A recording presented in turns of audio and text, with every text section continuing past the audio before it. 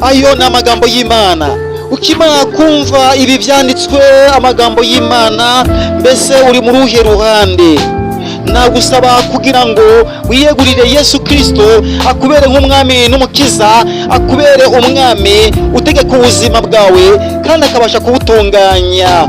Ngwino garuka ugume mu butungane, maze ubashe gushyikira amahoro, ubashe gushyikira ubuzima bubonerwa muri Yesu Kristo umwami wacu. Dore igihe kirageze kandi abakoze neza bagiye kugororerwa, naho abakoze ibyaha babashe kujugunywa mu nyanja ya kumuriro n'amazuku, ari rwo rupfu rwa kabiri.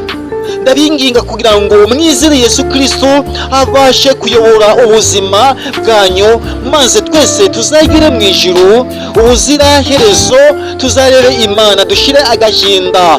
Birababajwe